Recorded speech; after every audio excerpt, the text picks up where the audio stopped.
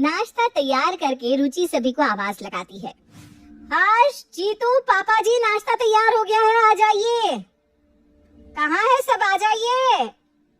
Room में हूँ, बस 2 मिनट में आ रहा हूँ। फौरन सभी रेडी होकर डाइनिंग टेबल पर बैठ जाते हैं। रुचि और कोमल सभी को नाश्ता परोसती हैं। अरे फिर वही तोरी, कभी टिंडे। जब यही खाना है तो कमाई क्यों रहा हूँ मैं। सही कहा भैया, जब यही खाना मिलना है तो इतनी मेहनत ही क्यों करे आदमी। घास फूस खाकर घर से निकलो, कमाओ और वापस आओ तब भी वही घास फूस खाओ और टिफिन में भी वही। मेरे तो जबान से स्वाद ही चला गया है। वही तो, इंसान कमाता ही क्यों है फिर, पेट के लिए तो। अब खाकर मन को तृप्ति ना हो तो मन कैसे खुश रहेगा। तो आप ही बता दीजिए क्या बनाऊं।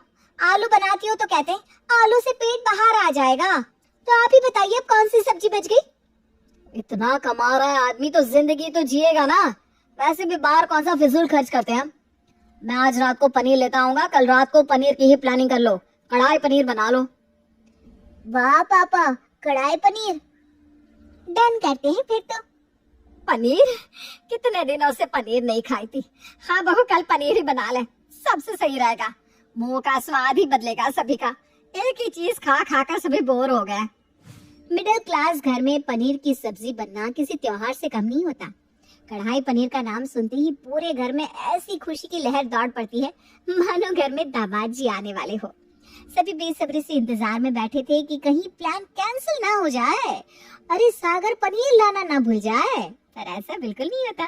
रात को सागर याद से पनीर लेकर ही आता है और बेसब्री की वो रात कटे नहीं कटती ये रात, क्या करे अगली सवार।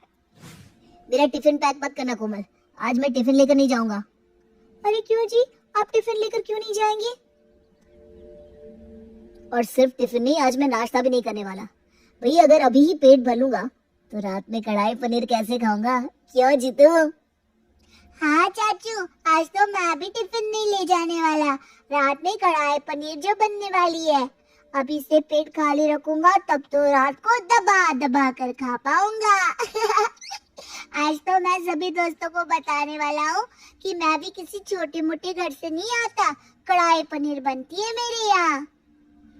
मेरे लिए भी नाश्ता मत निकालना रुचि, मैं भी अब सीधा रात को कढ़ाई पनीर ही खाऊंगा। अब जब कोई कुछ खा ही नहीं रहा तो मैं भी नाश्ते में फल ही खा लूंगी। बहू, नाश्ता ना रहने दे आज, तो अभी से कढ़ाई पनीर की तैयारी में लग जा।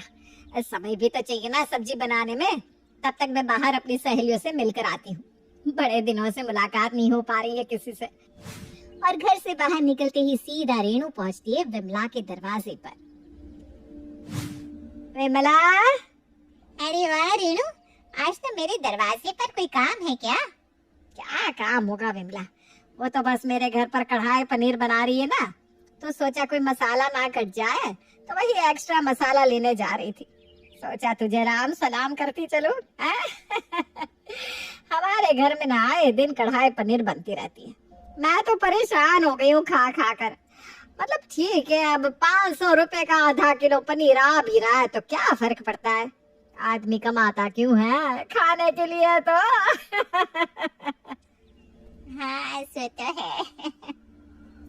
अभी परसों ही बनी थी कढ़ाई पनीर, अब फिर बनानी है।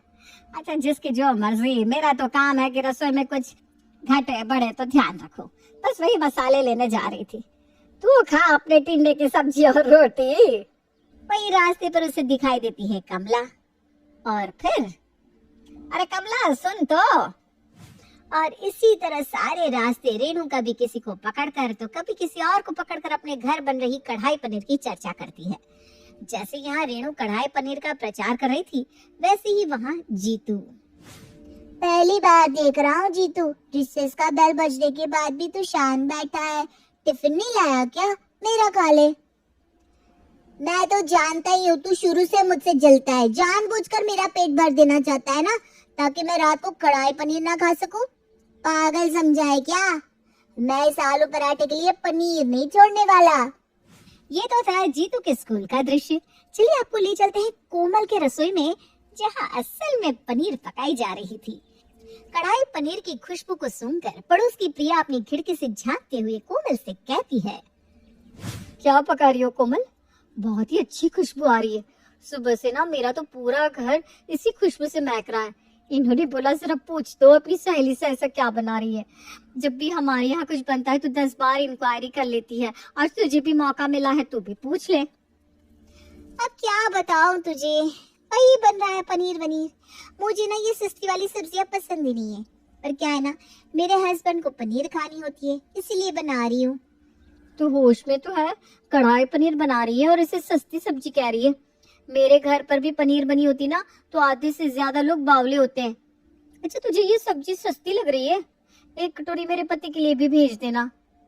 अरे ये तो गले ही पड़ गई। ठीक है प्रिया, बाद में बात करती हूँ, बहुत काम पड़ा है। धनिया पत्ता अगर अलग से पैसे देकर लाना पड़ जाए तो इसमें भी इस घर में कलेश हो जाता है। और ये खाएंगे पनीर, बढ़िया ही सस्ती सब्जी। तभी फोन पर बात करती हुई रुचि वहां आती है। हाँ भाभी, पनीर की सब्जी बना रही हूँ।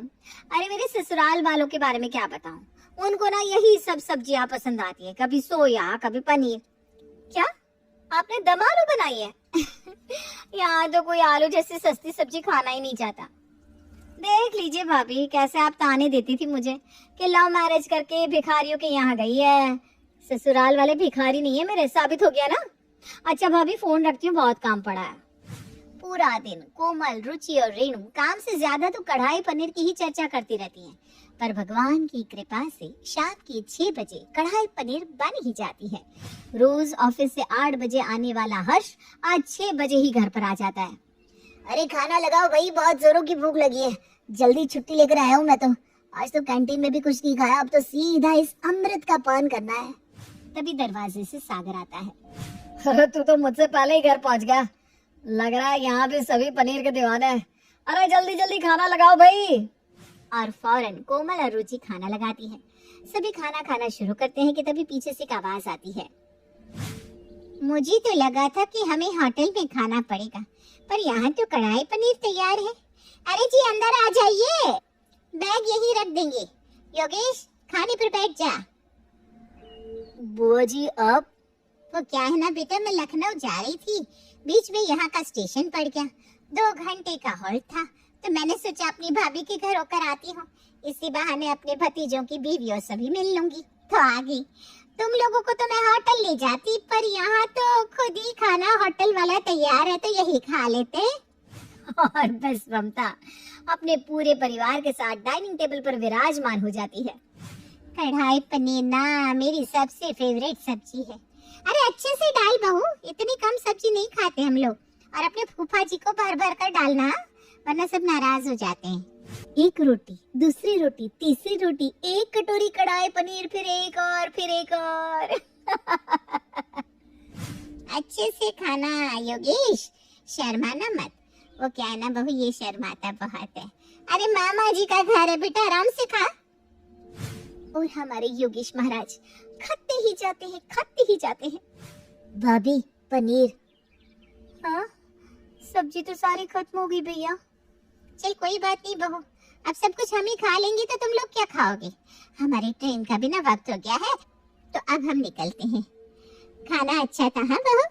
सुबह से भूखे सभी लोग ममता को उसका पनीर खाते हुए देख रहे थे, और सारी सब्जी चाट पोंछ कर ममता आराम से वापस लौट जाती है। पेट में चूहे दौड़ रहे पापा, इस पनीर के लिए तो मैं सुबह से भूखा था, और अब तो लगता है भूखा ही सोना पड़ेगा। अब कल विमला से झूठ मूठ कहना पड़ेगा कि बड़ी स्वादिष्ट बनी थी सब्जी। मैं भी झूठ मूठ बर्तन धोने की एक्टिंग कर लूंगी। एक्टिंग क्या करनी है? बुआ जी के परिवार के बर्तन तो हुए ही हैं, उन्हें तो तुझे धोना ही पड़ेगा। मुझे तो मेरी भाभी की टेंशन हो रही है, बहुत ज्यादा बोल दिया मैंने उन्हें। अगर उन्हें इस बात की खबर हो गई ना, फिर तो मुझे और ताने सुनने पड़ेंगे। रुचि और कोमल सारे झूठे बर्तन उठाकर रसोई में ले जाती है। रेणु भी सर झुकाए अपने कमरे में जाने लगती है। जीतू रोता हुआ टीवी ऑन करके बैठ जाता है, और तभी सभी की मायूसियों को दूर करता हुआ सागर कहता है, नहीं नहीं भाई, ऐसी भी बचत नहीं करनी कि जान पे भी बात आ जाए। कोई भूखा नहीं सोएगा, ना ही रात को अब तुम दोनों खिचड़ी बनाओगे। आज तो पनीर खाना ही खाना है। तैयार हो जाओ सब, हम रेस्टोरेंट चल रहे हैं। और आखिरकार सभी को कढ़ाई पनीर मिल ही जाती है। वैसे आज आपके रसोई घर में क्या पका है?